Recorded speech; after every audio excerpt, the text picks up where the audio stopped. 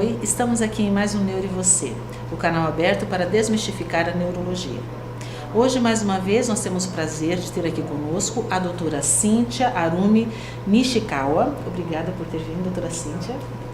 A doutora Cíntia, ela é mestranda pela UFMS, especialista em intervenção familiar sistêmica pela FAMERP, especialista em avaliação psicológica e neuropsicológica, em psicopedagogia clínica e pós-graduanda em análise do comportamento aplicado, ABA.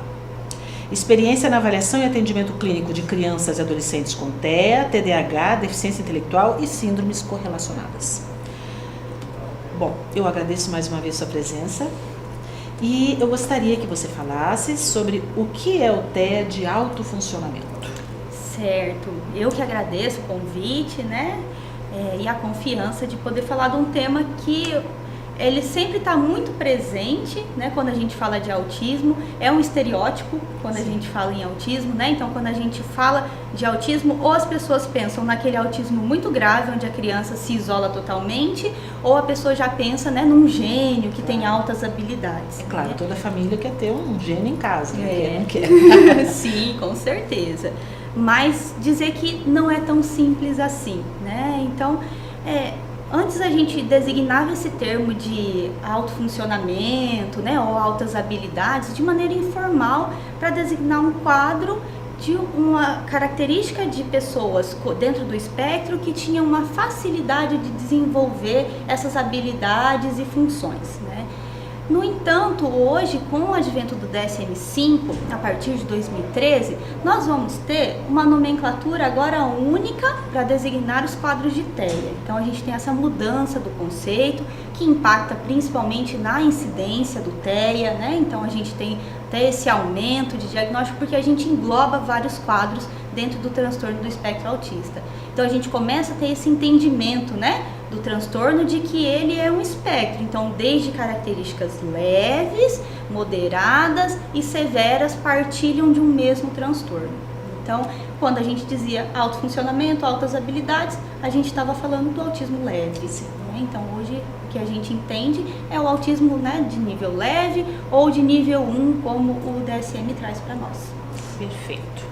E qual a incidência do TEA de alto funcionamento dentro do TEA?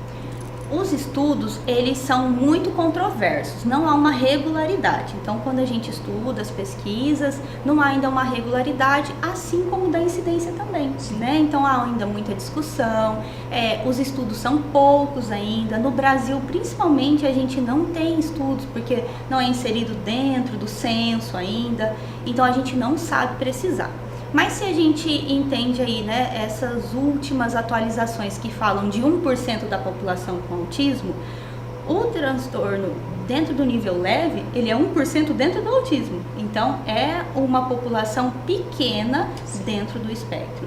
Né? Então, você vai ter aí, se você tem 10 indivíduos com TEA, você pode, 100 indivíduos com TEA, você vai ter um com autismo nível leve. Ok. E qual o tratamento indicado? Qual a melhor abordagem na área da psicologia? Certo. A melhor abordagem geral é sempre a multidisciplinar, porque se você tem várias características dentro do transtorno que precisam ser trabalhadas, a gente precisa ter o apoio da equipe multi. Então tem que estar presente psicólogo, fono, terapeuta ocupacional, o médico, né, o neurologista, o psiquiatra. Então vai ser sempre uma abordagem multidisciplinar. Dentro específico da psicologia, as abordagens comportamentais, e se a gente fala de nível leve, principalmente a abordagem que a gente chama de TCC, né? Terapia cognitivo-comportamental. Ela que vai ajudar melhor a trabalhar essas características. Certo? E dentro do trabalho, né, das estratégias que a gente tem dentro dessa abordagem, então a gente vai ter que fazer sempre a avaliação para entender, né? Porque é muito singular. Cada criança, mesmo, né, partilhando do mesmo diagnóstico, vai ter aquelas singularidades. Então, uma avaliação para a gente entender quais características estão presentes, que elas podem ser diversas. Você pode ter alterações sensoriais, então aquela criança que não gosta de usar roupa, se incomoda com textura, só usa determinado tipo de tecido, alterações na alimentação, então também para mastigar, não consegue mastigar alimentos ou muito duros ou só muito moles, então também vai ter que ter essa abordagem. E você vai ter as alterações, principalmente que sempre estão presentes no quadro do nível leve. Você vai ter as alterações que é entendimento da comunicação, que a gente fala da comunicação social, né? Então, as habilidades de comunicação e de linguagem, elas caminham juntos. Não tem como eu falar bem e ter um cognitivo muito ruim, né? Então, o cognitivo e a habilidade comunicativa andam juntas.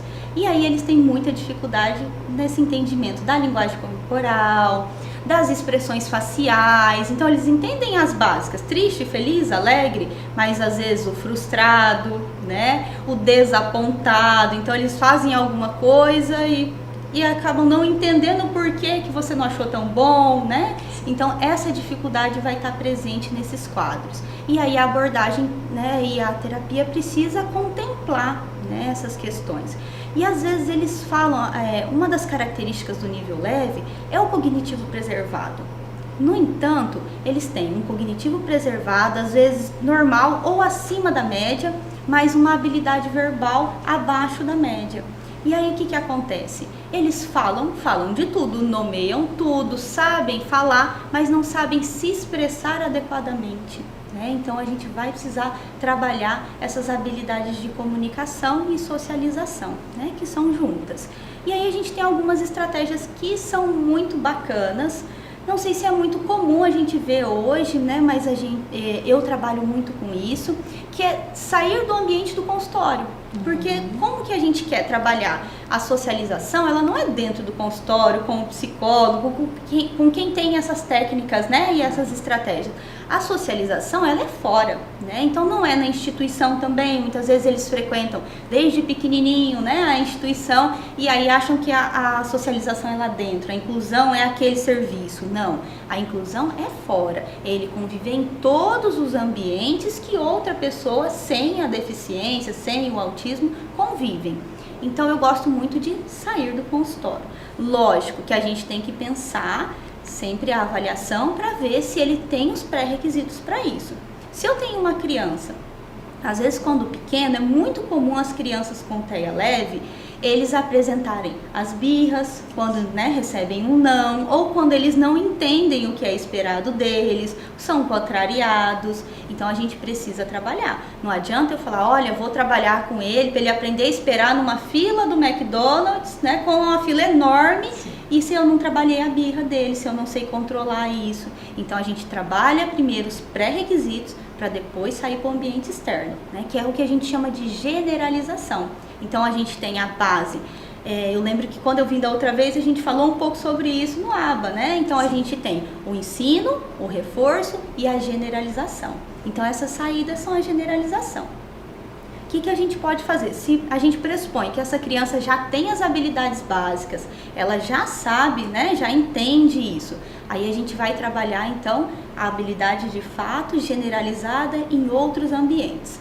E aí a gente pode trabalhar com scripts, né? Então você faz um roteiro do que ele tem que fazer. Então você trabalha antes no consultório, olha, na próxima consulta nós vamos conhecer tal lugar. E aí o que a gente tem que fazer para ir nesse lugar? É um ambiente de lanche. Então nós vamos lanchar. Onde nós vamos lanchar?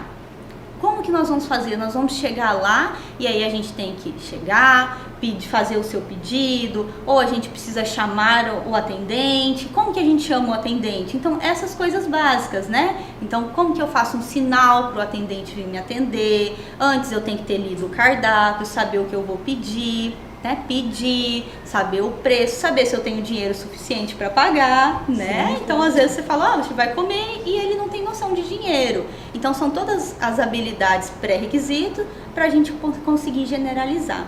E aí a gente pode fazer isso, né? E é uma coisa gostosa de fazer, porque aí ele faz com o psicólogo, que se der alguma coisa errada vai corrigir lá no ambiente, e depois ele generaliza com os colegas. Aí ele pode, quando ele conseguiu com o psicólogo, ele pode chamar um colega para ir com ele, para lanchar, para tomar um café, para ir ao cinema, e aí sim a gente consegue trabalhar de fato essa presença deles em todos os ambientes, né? Então é um treino. É um treino. Você faz um treino certeza. Que a criança típica é tão espontâneo e para o autista é super complicado. Ele tem que ser treinado para conseguir realizar. É uma cadeia de eventos, né? Porque se eu chego lá, né, no restaurante ou na lanchonete e fico parado na frente da vitrine olhando, né?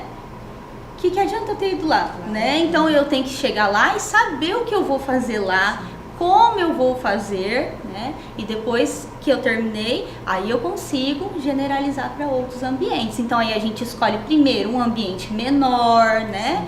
Então a gente faz ali, né? Próximo ao consultório, porque se qualquer coisa der errado, a gente volta para a sala, né? Então tudo isso tem que estar bem alinhado para a gente conseguir fazer. Mas é algo possível e é algo muito gostoso de fazer, porque é de fato a participação que eles gostam, né? E aí a gente tem que pensar também essas questões, se eles gostam de que alimento, que local, né? Eles têm que participar dessa escolha.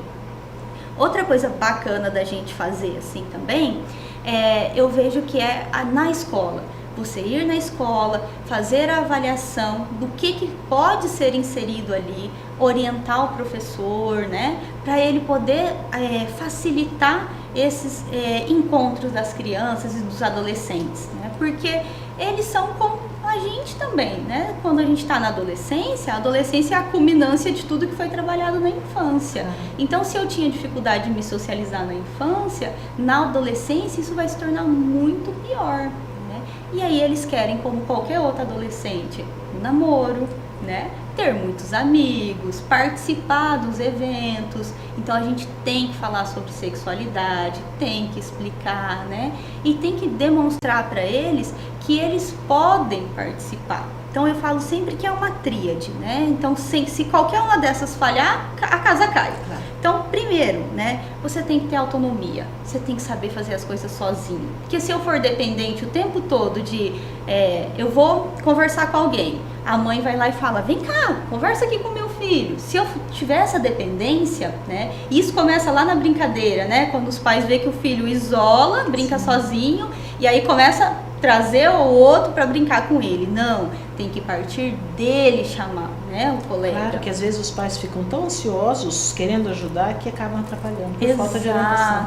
Porque aí ele se sente cada vez mais incapaz de fazer amigos. E se a mãe, né, ou né, o cuidador não tiver ali para colocar o amigo para ele não sabe ter a iniciativa, que é algo muito presente, né, que é a intenção comunicativa. Né? A segunda, o segundo pilar, eu acredito que seja a autoestima. E isso eu não falo que é só para o autismo, é para todas as crianças, né? Os típicos também. Se eu não tenho autoestima, se eu não sei no que eu sou bom, no que eu tenho dificuldade, como lidar com as minhas dificuldades, como que eu vou perceber, né? Como que eu posso melhorar o que eu tenho dificuldade e como que eu posso ressaltar minhas qualidades. Né? Então, usar minhas qualidades para inibir os meus, né, defeitos ou dificuldades. Então, a terceira, a inclusão.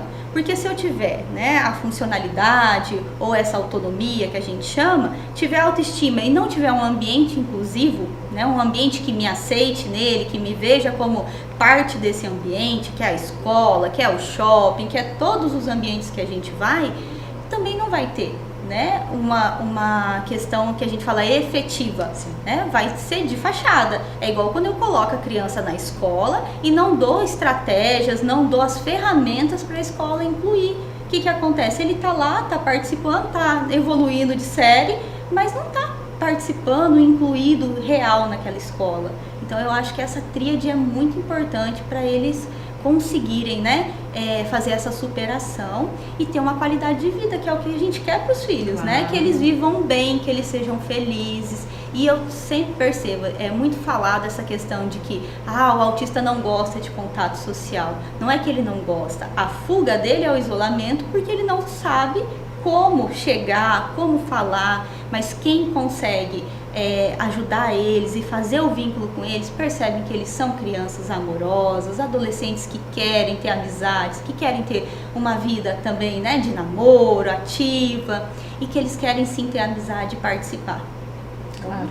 E eu acho que é importante a gente ressaltar que não é que a gente busque que a criança com autismo seja com um comportamento igual ao do típico.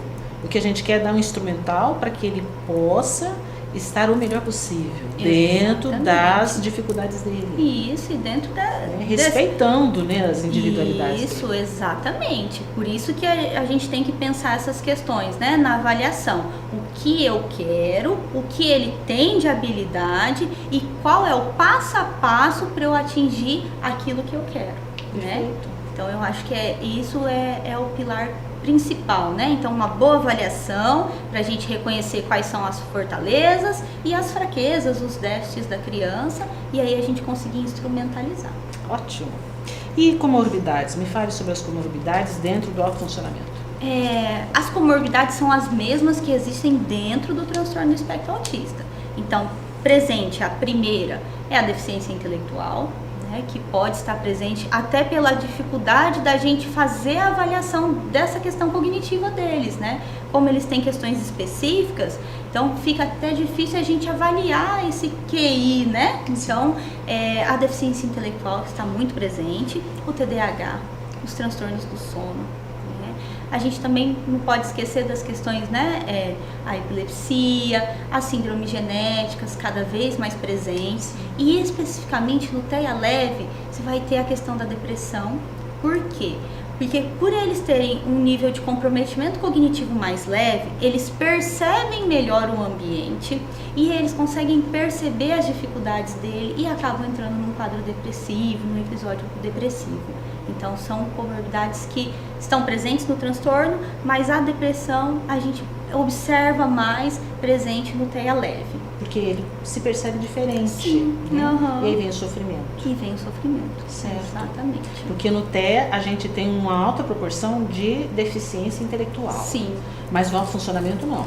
No autofuncionamento não. A gente não tem déficit intelectual. Isso. Né? A inteligência seria normal ou acima? Isso. Sempre. É o pré-requisito para ser TEA leve, habilidades verbais. Então, uma criança que ela é não verbal, ela já está no TEA moderado. Né? Então, ela tem que ter as habilidades verbais preservadas, cognitivo preservado, né, normal ou superior à média. Perfeito. Muito obrigada mais uma vez, viu? Foi ótimo você ter vindo. Vou chamar outras vezes. Muito obrigada. Qualquer dúvida, qualquer sugestão, por favor, entre em contato.